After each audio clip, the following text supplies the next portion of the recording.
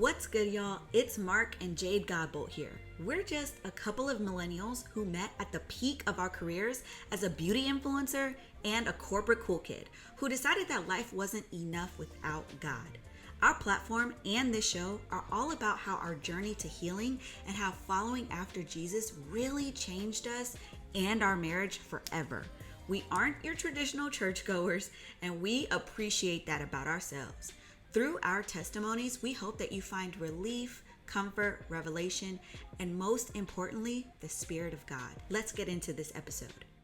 This episode gets real deep, real quick. It low-key was a therapy session for Mark and I to resolve a bit of a conflict in our marriage that we actually recently had.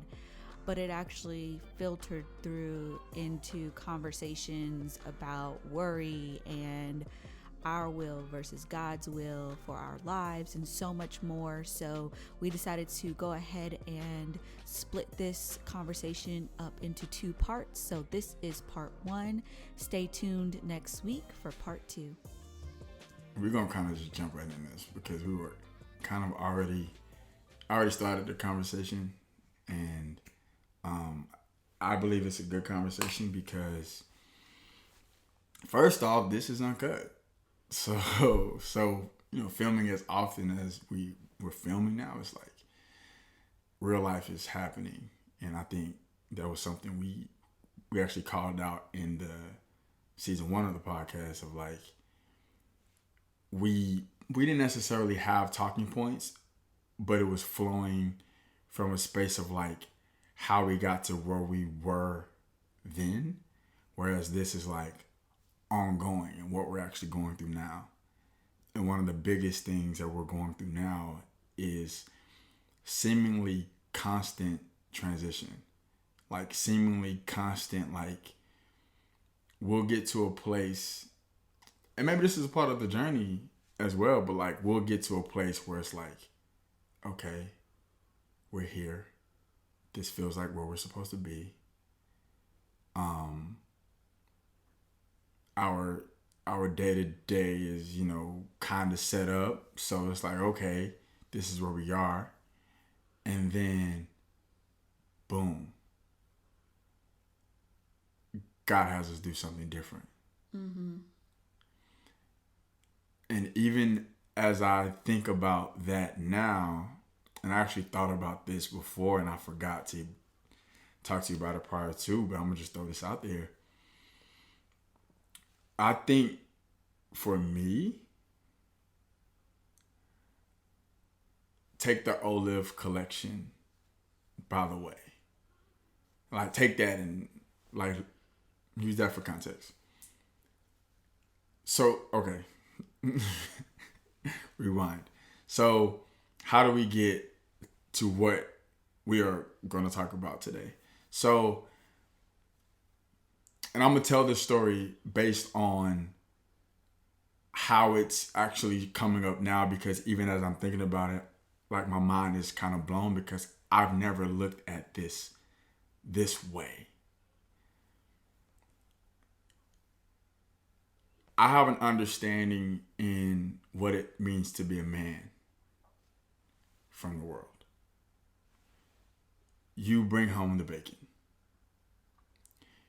You provide financially, no matter what that means, no matter what that takes.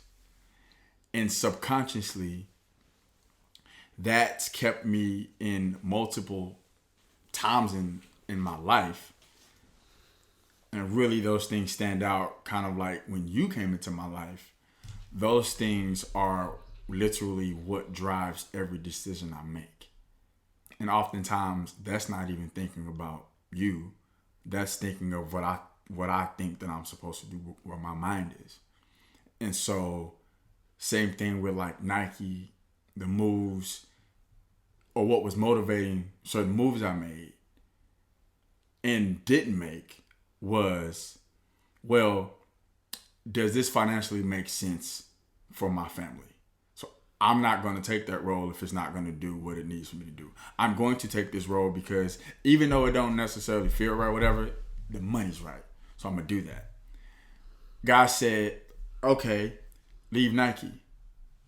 And it wasn't a leave Nike with, and here's what you're going to do next. It was leave Nike and here's a space. And I decided to fill that. So fast forward now, but I've still been obedient to leave. And I'm open enough, and I'm making changes in my life. And I'm seeing God move. It's not like I'm not seeing anything. I'm seeing God move. And then fast forward, Mark sets back in. I gotta provide. Like, I got to. Not God, I have to. How am I gonna do that? What am I good at? Oh, designing, like concept, creating this great apparel. Cool. So while I'm doing what you said, God, because I ain't doing that, I'm still gonna put myself in that place of I gotta provide. This is what I'm going to do. Yeah, I see my kids. Yeah, I see my wife, and like that's a part of it. My wife is doing what she's doing. That's a part of it. But I'm supposed to be that. So in the present time, I'm not even fully focused on. I ain't fully focused on kids. I'm not fully focused on you because there's a part of me that's looking past y'all to what I think that I'm supposed to be doing. Even now. Because I'm to me, I'm incomplete. Something I'm not doing. So every day, baby, I'm like, God, what am I not doing? So Can I pause you? yeah. Have you ever thought about reframing that question? How so? Not the question of, God, what am I not doing? But, God, am I doing what you've asked me to do? Okay, so yes. That's honestly, so yesterday when I was like, there are times where I think about this every day. There are times I take it to God. There's times I don't.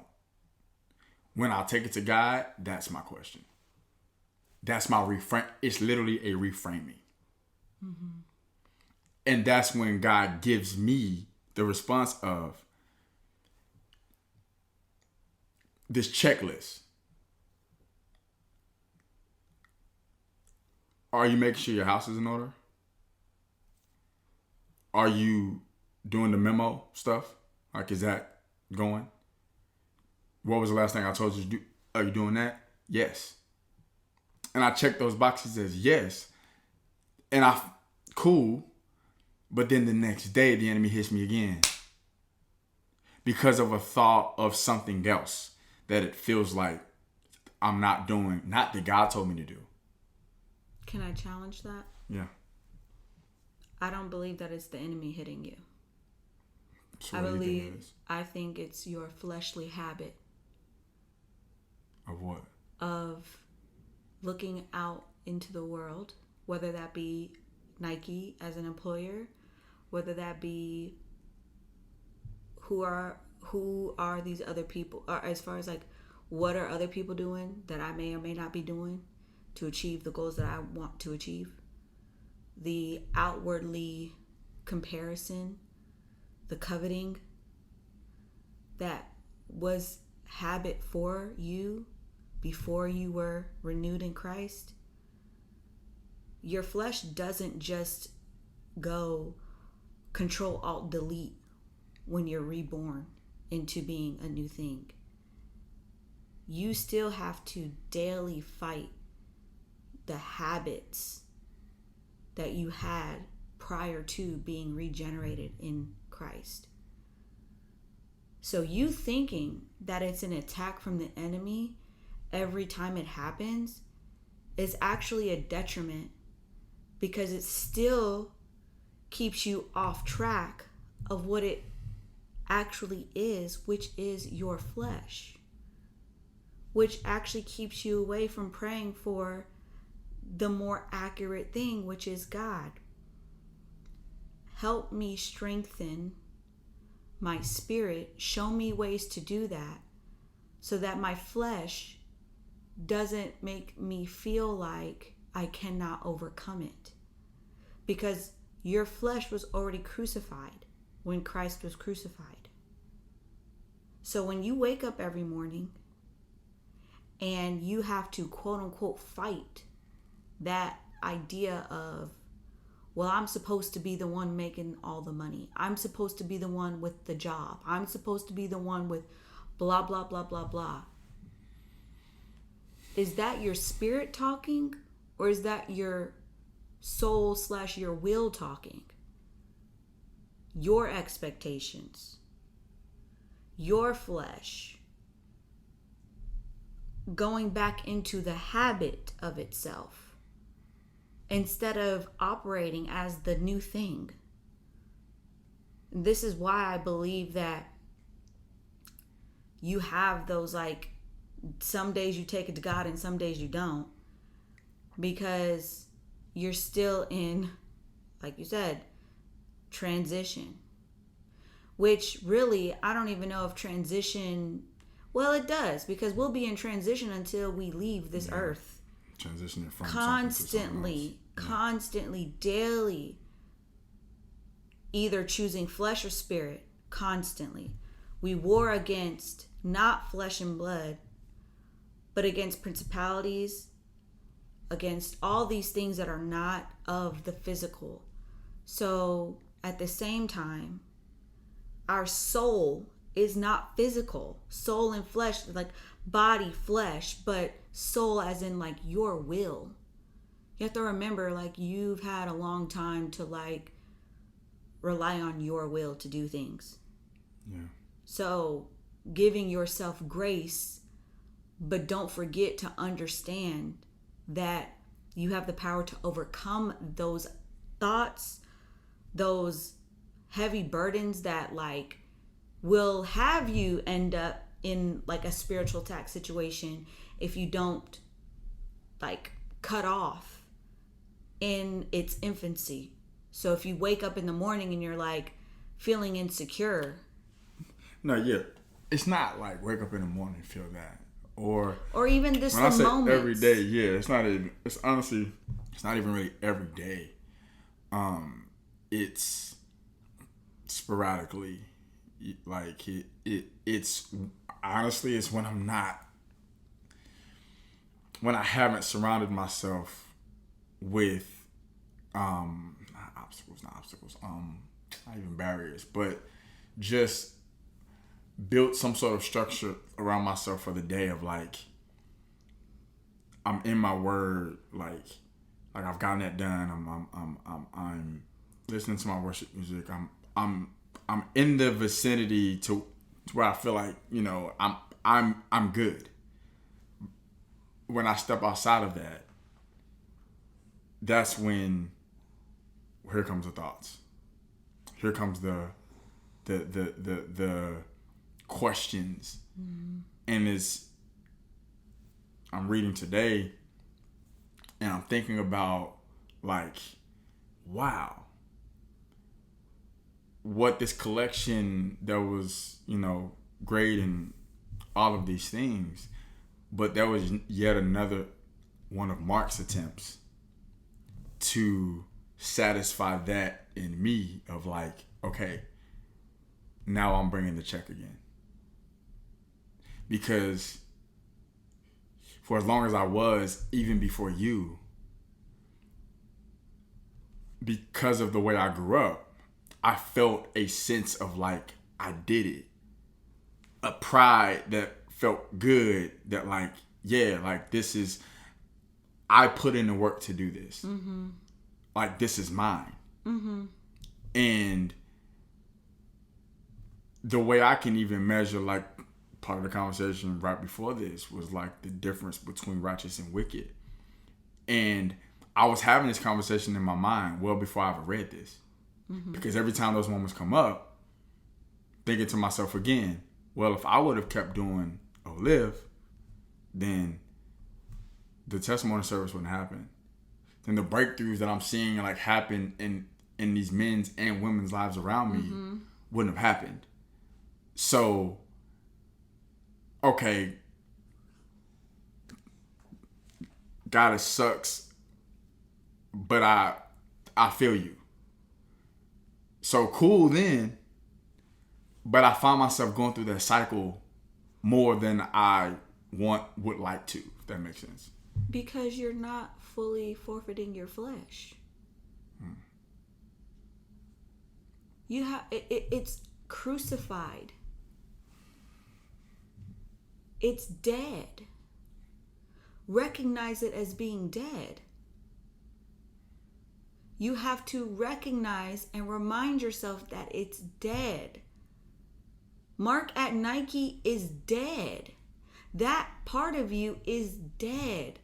What continues to happen is that you bring in your past into your reality currently. And it creates this opportunity for comparison that every single time throws you off, because you immediately measure where you are now based on where you were before, which is an unfair measure. You're trying to literally measure a dead thing versus a live thing. I think the hardest part about that, though, is the reality of following Christ was even then, you don't know. And that's why you have that's to anti-cultural, because it is, of course. Like, I didn't know that leaving Nike would lead to everything that it's led to. Do I trust God now more having gone through that? Yes. However, it's not necessarily easier to actually live it out. It's not. It's not supposed to. And the thing is, we have to embrace that. I was literally crying in the shower yesterday saying that very thing. Like, God, why is this so hard? Like, living and operating the way that you've called us to, which is so counter to the world that we live in. And it's literally like biblical truth, prophecy, that it will be only harder. But from a physical perspective, it will only be harder. But from a spiritual perspective, there's still joy for us. There's still kindness for us. There's still provision for us. There's still all of those things. God takes care of his kids. But if we continue to use our flesh, to use our will to dominate how we view our situation and our realities, we will not be able to recognize God's presence and God's grace over us and his protection of us in these times. No, walking with Christ and like really operating under the Holy Spirit, like, no, your bills will not always be paid. You will not always be okay, quote unquote, from a physical perspective. But from a spiritual perspective, you will experience life. But you have to make that decision. It doesn't mean that you're not going to have your moments where you're just like broken down. And I think, honestly, that part is what caught me off guard yesterday, because I've been practicing doing just what you explained. Like, no matter what is happening, like, that's the only, it's not easy ever to do any of this. Like, none of this was easy. Even things that have now turned out to be, oh, I'm glad I did that. not easy. So what you're describing, yeah, that's being done. Paint the picture. So yesterday, Sarah's been asking to bake with me ever since we baked that time, and she got her stool and stuff now, and she's like, Daddy, can I cook with you? It don't matter what I'm making, she wants to cook with me. So yesterday I'm like, oh, actually, she's been asking, making a full activity, video it, whole nine, right? And so I clean up, I'm getting everything set up. The day wasn't great, but we got there. And it felt like there was so many things happening for me not to get there. And then you finish work and you come out, we're in the bathroom, and I can tell that something is bothering you. It was radiating, and I sensed it immediately. It would have not been good of me, at least in my mind, to act like it wasn't there because I'm trying to get here. And then we talk about it, and in my mind, even before I responded, I'm like, God, I want to respond the right way. Hey, are you enjoying the show so far? We'd love to hear what you think. Give us a review wherever you're listening, and definitely hop in our DMs on social media. We love hearing how this show is leaving an impact on your hearts and your minds. Now let's get back to the show. It is not my heart to see my wife dealing with anything and not want to respond in a way to help, not to solve. Like, that's a whole nother battle. That's like step one. You can't solve it. Step two is, cool, what do I say? And I didn't say what you needed to hear, but that threw me off. Not because I didn't say what you needed to hear, but because the very thing that you're worried about, that triggered what I'm always worried about. So the work that I'd already done, even to get to that point, to quiet that, was like, all right, match, flick the fire, and now I'm lit up. So then I had to say, you know what? If I cancel this time with Sarai, the enemy wins that battle. This is hard. I want to go off and just shove my head on a pillow and pray. Like, I don't want to do this anymore with her. Like, my flesh wants to, like, you know what, forget it. I'm in the mood. I'm not doing this. But we pushed through because it has to be done. We pushed through and we did it, and she was super excited. She had a blast. It was great. But it was your moment that threw me off. It was your moment that the work that I've done to even get to a place where I'm like, I can't wear. God, I gotta trust you, and I know that. So my flesh is telling me this, but I'm choosing to trust you. That's what threw me off in that moment, when I saw the way it was affecting you. You trusting and doing what you did was the right thing to do. Because the thing is, your idea of helping me is not always the best way to help me. Facts. So I needed to have some time and space by myself with God. Because we can't control when things happen or when things hit. Like,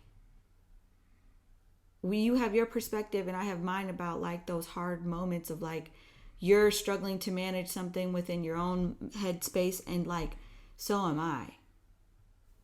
And I don't want it to be this thing where like we're comparing our burdens, but we do carry them differently, and we do process them differently.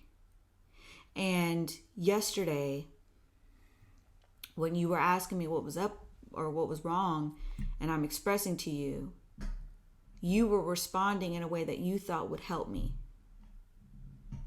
from your perspective. Something that if I said this to myself, this would help me feel better. That's not the answer for me. And sometimes that's where I have gotten frustrated with you and got frustrated with you yesterday, was like, you try to help me the way that you think I need help, but it's based off of what would help you if you were in my shoes. Instead of being an open vessel for really, because even the fact that you're thinking, like, let me ask you this. Mm-hmm. You said you asked God, or talked to him and said, I want to help. How do I do that in the right way? I don't want to problem solve. Right. But did he have a response for you in that moment before you started talking? No. Okay. Which means that you weren't supposed to talk. Okay. Let me pause. No. Yeah, pause. Because... No. Let me say what I'm going to say. Because you know what I really desired that I couldn't vocalize in that moment, and most moments like that, I just need you to hug me. I don't need you to say anything. And that's the part where it keys back into this idea of flesh versus spirit. The habit of doing things your way instead of really submitting all things. And we will never be perfect at this. Life happens very quickly, and especially as parents, wives, husbands, people, we got to respond sometimes very quickly in situations. But really, truthfully, if you think about having a checkbox, if God isn't giving you a word to say to me, what's the next option? Comfort. I'm always, in those moments, looking for comfort. Not help. I'm looking for comfort. So when you were trying to help me and explain things, I'm like, I can't even receive. Because you remember when you were talking, I actually said a couple times, I don't understand what you're saying. I legitimately am confused by what you're saying right now. Because it wasn't penetrating what I was actually experiencing in that moment. Because words weren't going to do it. Words are only a method that God can use. But you have an entire body that, for me, God can use any part of you. He's not going to always use your mouth and words. So instead, I did the best thing I could do, which was exit, go outside, read, and pray. See, I feel like that's when you go into that, right? Think about what you just said. Mm-hmm. God's not only words, thought, this mind thing, right? But that's what a man is, the head. So my first thing is always, like I said, it's okay, I can't solve this. Check. Okay, so from here, okay, words. What is there something that I should say? And for most men, if we're being honest, that's where we go. Like those are our check boxes. And hearing you say that now, that makes sense. But in the moment reaction, I'm like, yo, my wife is in a place. But you see why it's important for you as an individual to go back to what we were saying before this part of the conversation, which is recognize what is a fleshly habit versus what is something that God is asking us to do, or how we're supposed to operate spiritually. Is that if you would have been in a different place, because the thing is, when I expressed what I was worried about, your flesh tapped in because you were also managing in that moment the fact that you were worried about the same thing. That inhibits you from being able to be fully tapped in with me when I'm coming to you with concern and question and worry. Because the thing is, you are supposed to be representative of like how God is to us. So when I go to God, he's not preoccupied with anything.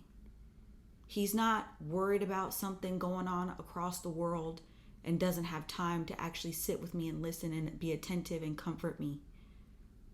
He's ready and available because he's taking care of other things outside of the time that I need him. And no, you are not God. Let's be clear. But if I am supposed to be submitted unto you in the same fashion as I am submitted unto God, then there's an expectation of me and an innate desire and feeling of me is that when I come to you with concern and worry, I'm just coming to lay it out. I don't need you to explain unless God gives you something that is going to help me with understanding. But I don't need you to explain. Most of the time, I just need you to comfort me in that moment. Because most of the time, if I'm coming to you with a concern and I'm not specifically saying like, talking about a situation that I know you can fix, like, hey, let's figure out that, no, this is like a very much so, this is out of our control. It is what it is. I'm just expressing to you the way it's making me feel. Yeah. In those moments, I need comfort. Not you trying to process your concern and question and insecurity about the very same thing that I'm feeling insecure about, because there's a time and place for that too, right? Like, you're not God, so you're still gonna have your concerns and your worries about things. But when I come to you, that's not the time for you to try to figure that out. That's the time where you have to put your flesh, your emotions to the side and be open to hearing me, comforting me.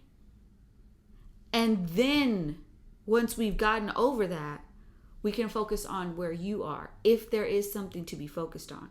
But that's why, like, we have to be so cautious about when we decide to address things that are like disrupting our spirit and like bothering us, because sometimes it'll be at a moment when somebody else brings it up to us that they're struggling with something, and it's like, well, hell, I can't help you because I'm struggling with the same thing. Nope, we can't help each other because we both struggling with the same thing. How two weak people gonna help each other? They cannot. That's why one of us has to be strong when the other is weak, so we can pull each other up and out of whatever thing that is. And I'm not saying that you're gonna be ready and prepared for that every time I come to you. You are not God. You are a man. But I'm saying all this to say that the way that we get better moving forward is just going back to those fundamental things about recognizing that, like, our flesh is here forever.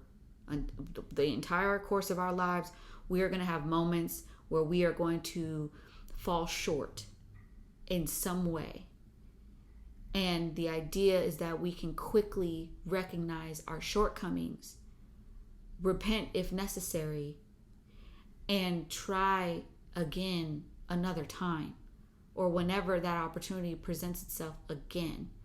Because ideally, we don't want to be presented with the same situation and fall short every time the situation pops up. And the thing is, most of the time with the hard things, we gotta be introduced to it.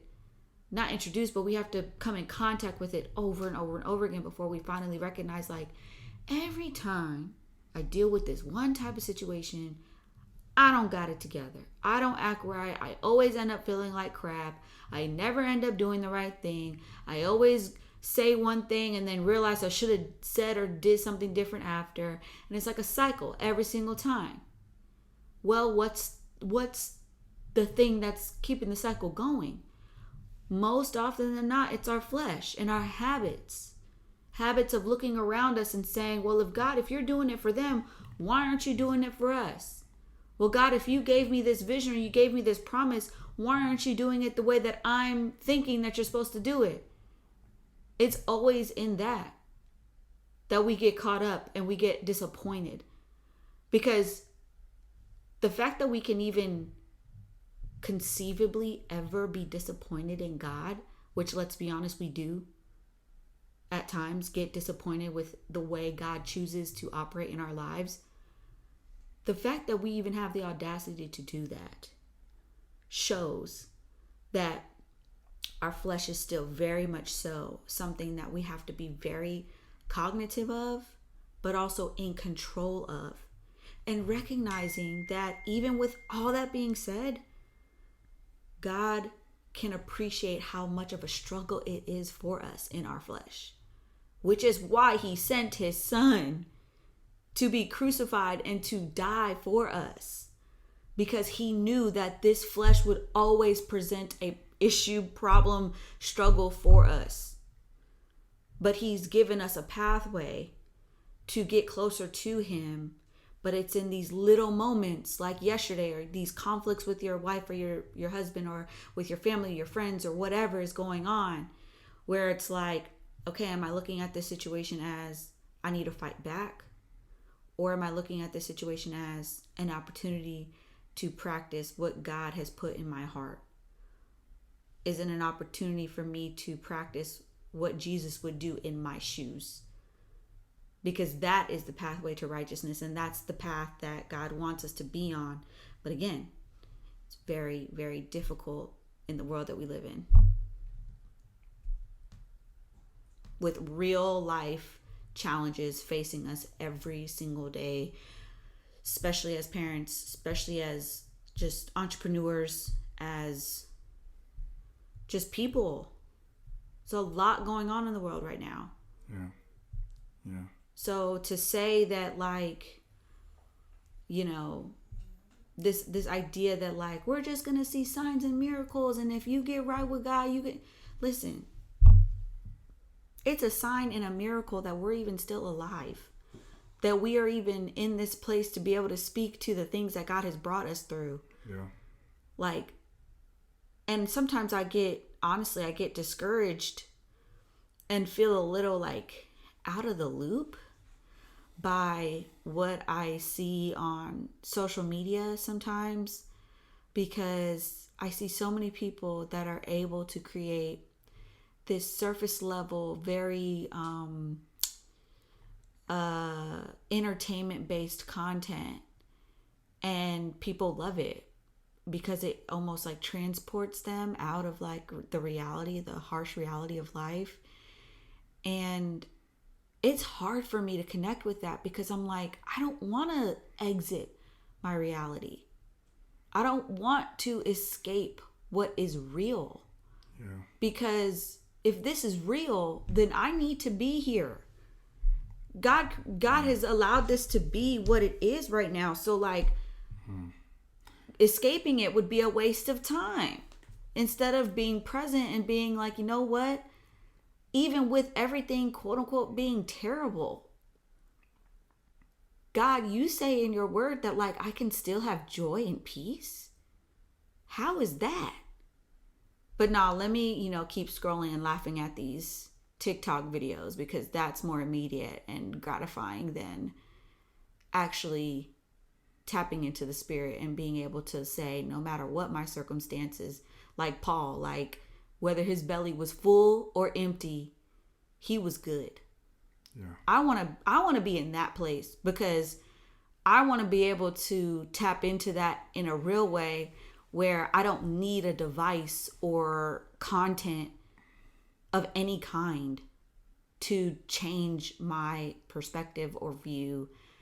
If anything, I would love content that actually helps me get closer to who God is calling me to be. For me, that kind of goes into what I was telling you yesterday, as far as, and what helps me all the time. It's when Jesus talked about anxiety. I want to say it's in Matthew 6. It's like 10 verses, but essentially it's in the Lord's Prayer as well. This is Matthew 6.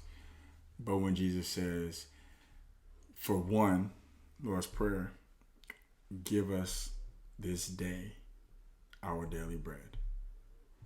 Then he goes on later in the chapter and he says, don't worry about tomorrow.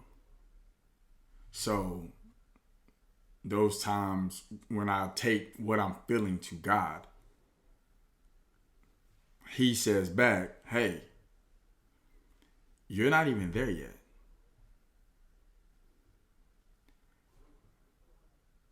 Which first addresses pride. Who said you're going to get there? Who says you're going to live that long?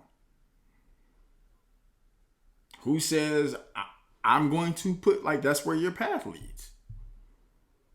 Because there's so much that can change from here to there.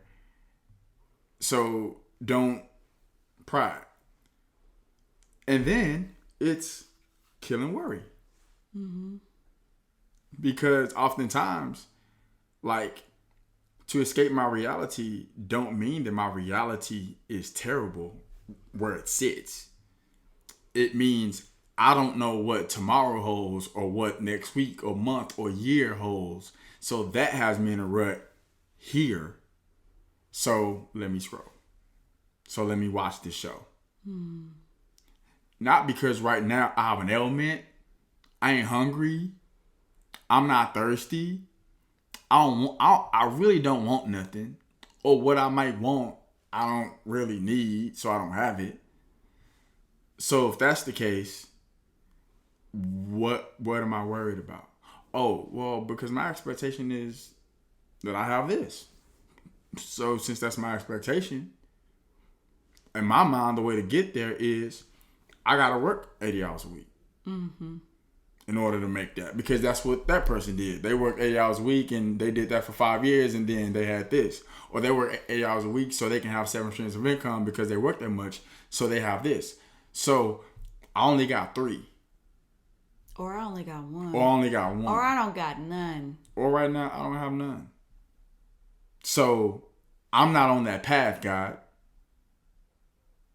So, Thanks for listening in so far. Definitely give us a review or share your thoughts. Share your questions with us in DMs or via email. But make sure you tune back in next week for part 2 of this conversation. You don't want to miss it. Mark and I hope you enjoyed today's episode. It's truly a pleasure to be a part of your day. Keep up with us on social media, but also feel free to email us at team@thegodboltlife.com if you got any prayer requests or questions that we can answer. Until next time, chat soon. Bye.